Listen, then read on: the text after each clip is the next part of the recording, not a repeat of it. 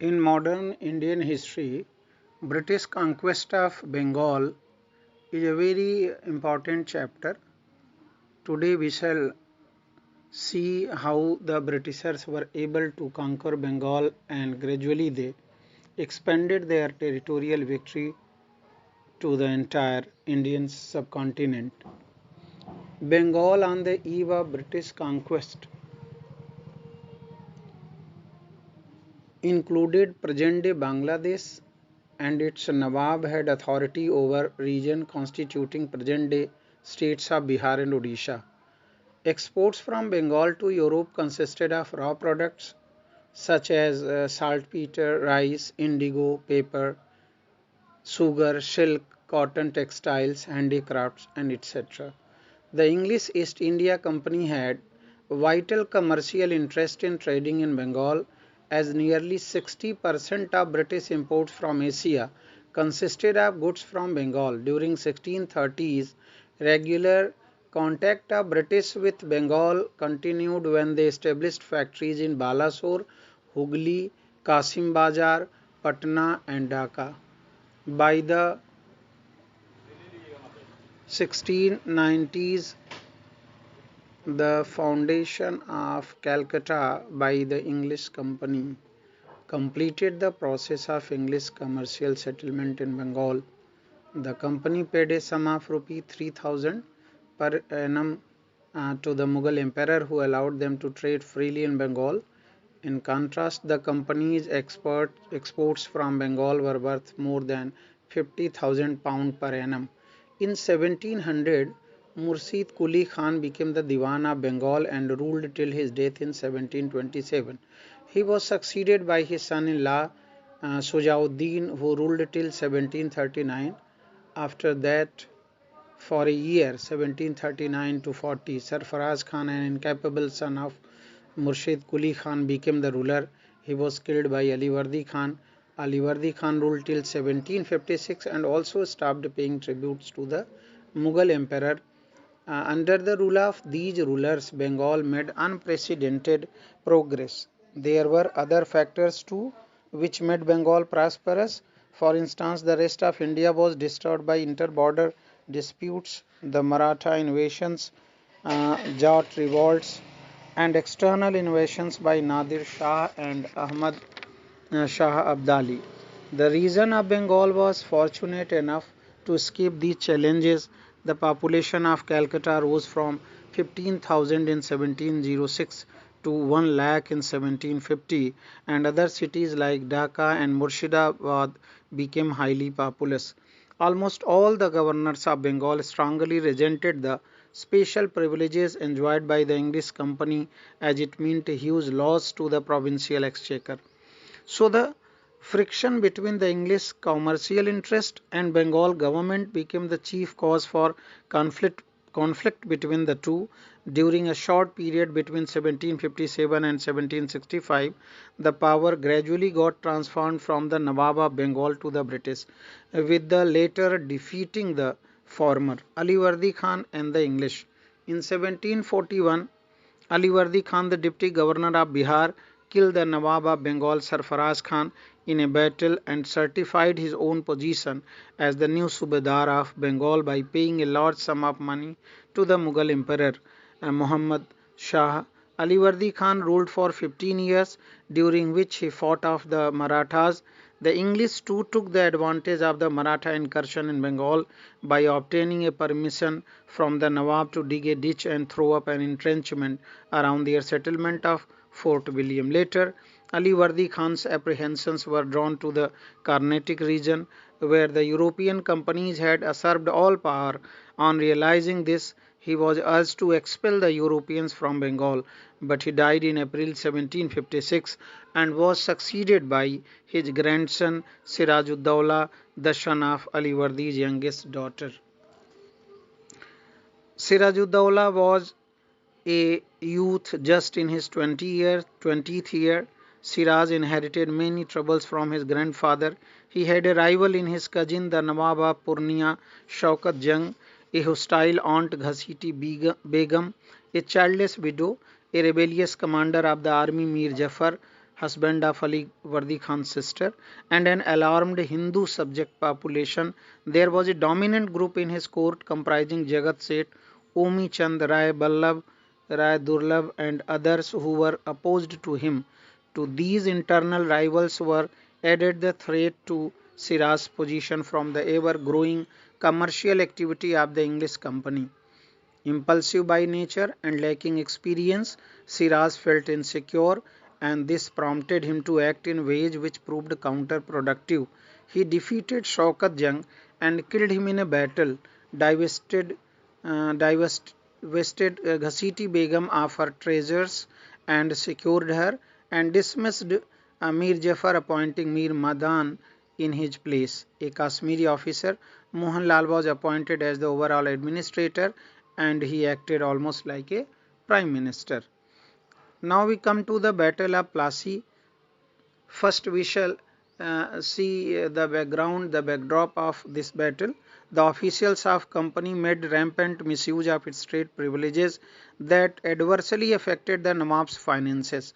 The English fortified Calcutta without the Nawab's permission. The company further tried to mislead him and compounded their sin by giving asylum to a political fugitive, Krishna Das, son of Raj Ballabh, who had fled with immense treasures against the Nawab's bill.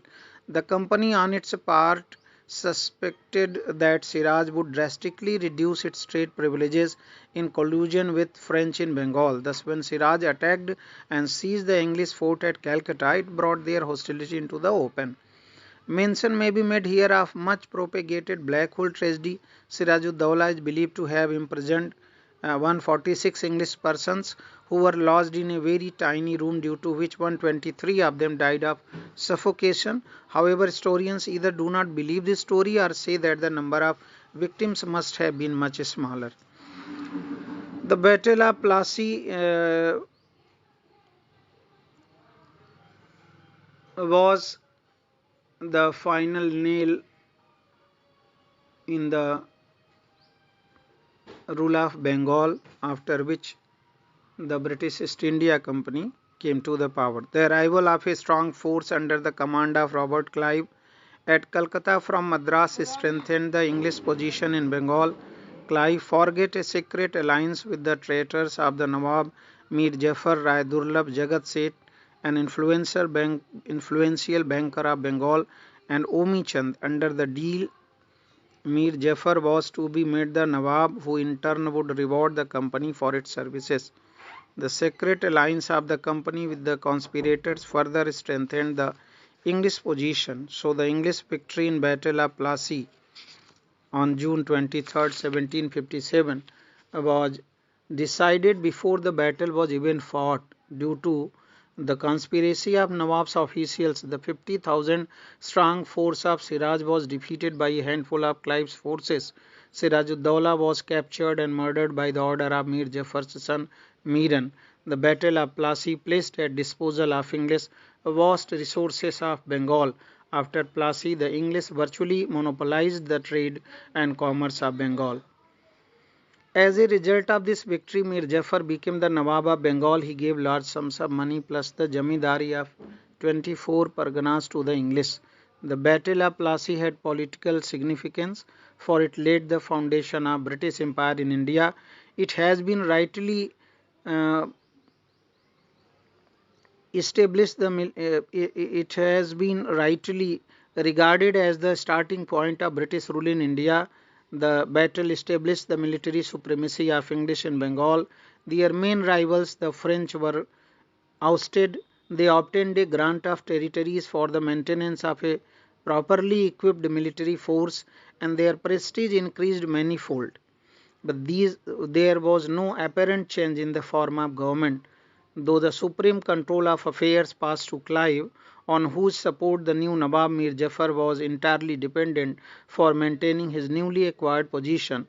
The sovereignty of English over Calcutta was recognized, and the English posted a resident at the Nawab's court.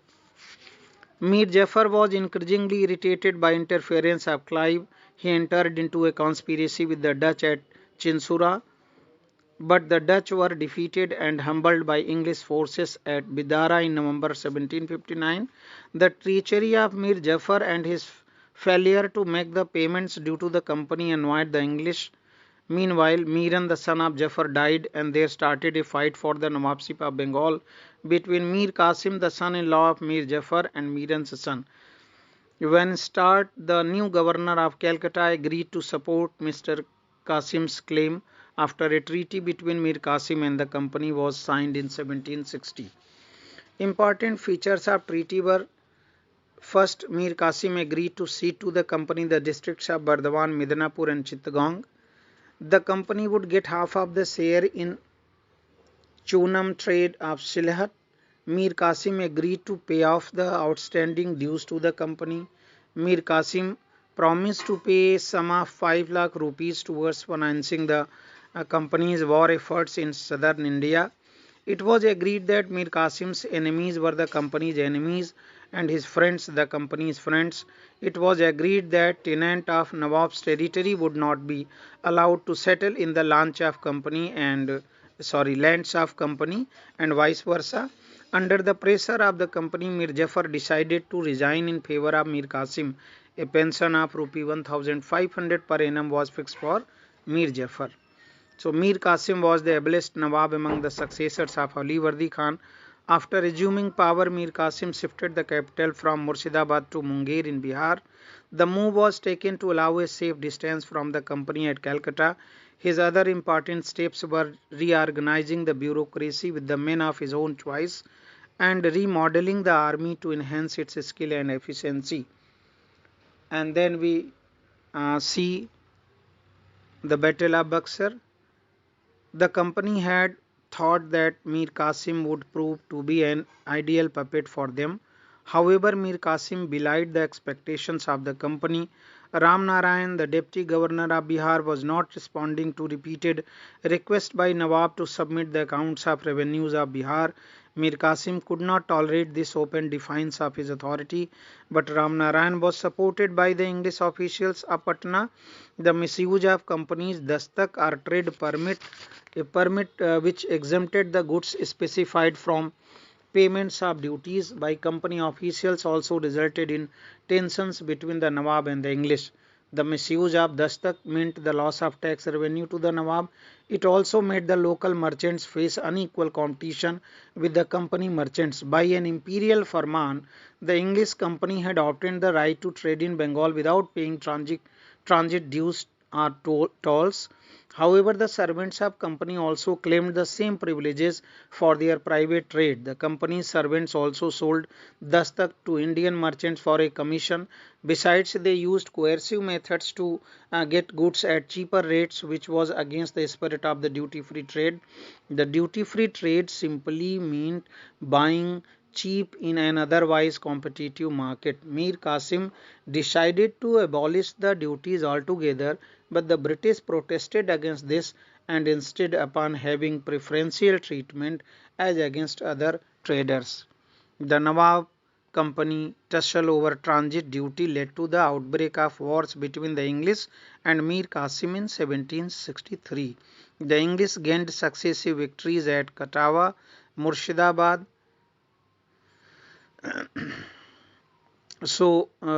and Munger.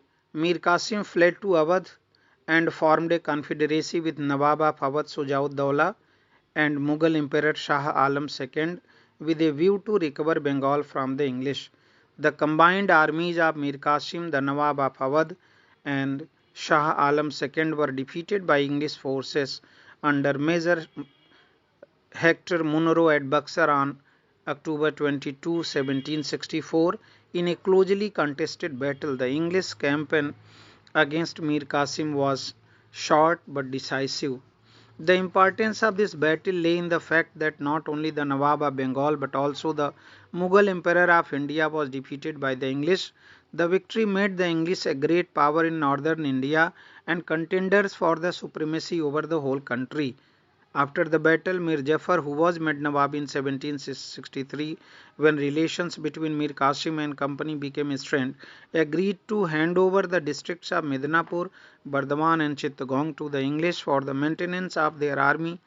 The English were also permitted duty-free trade in Bengal, except for a duty of 2% on salt. After the death of Mir Jafar, his minor son Nizamud-Dawla was appointed Nawab, but the real power of administration lay in the hands of the Naib Subedar, who could be appointed or dismissed by the English. Treaty of Allahabad, which was concluded after the Battle of Buxar, we shall discuss in the second video.